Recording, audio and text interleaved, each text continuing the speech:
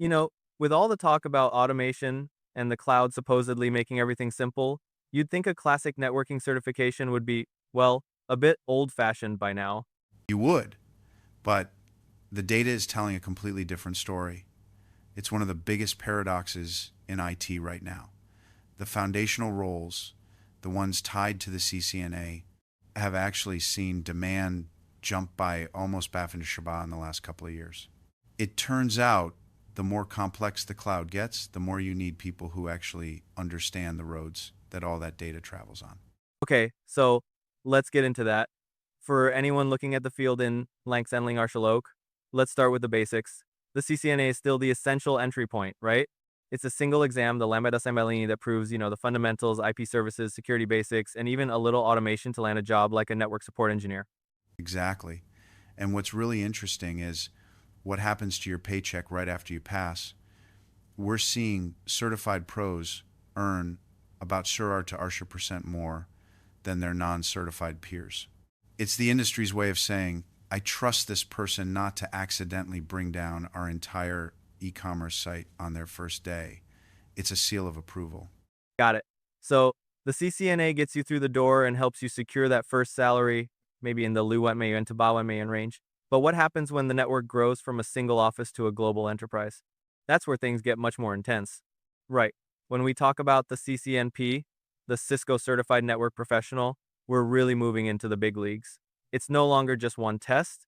You have to pass a big core exam and then a specific concentration exam in an area like security or data centers. This is for people with years of experience aiming to be a network architect or an IT team leader. It's a massive step up. While CCNA is moderate in difficulty, CCNP is officially high complexity. You're moving beyond just answering questions.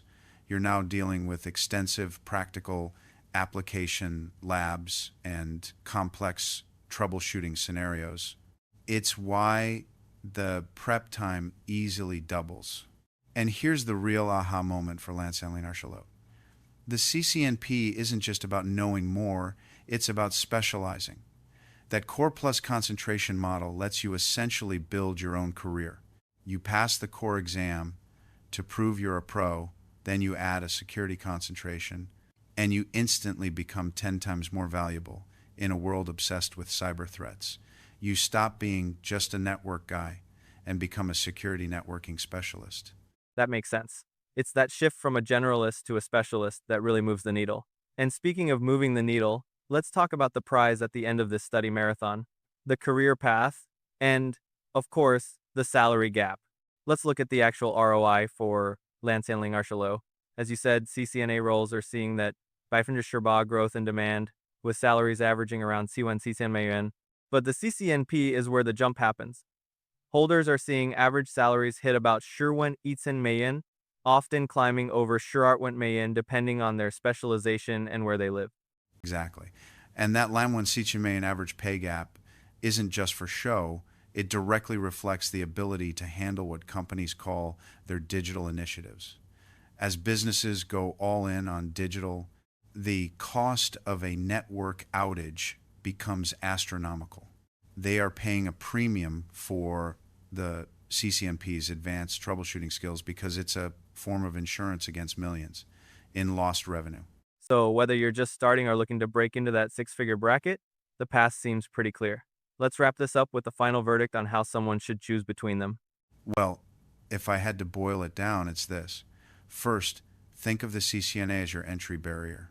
It's a single exam commitment, the Lambda Assembly, that you can probably tackle in 1 to 3 months, and it's the non-negotiable ticket for those first IT roles. Second is the specialization path. The CCNP is where you build your future.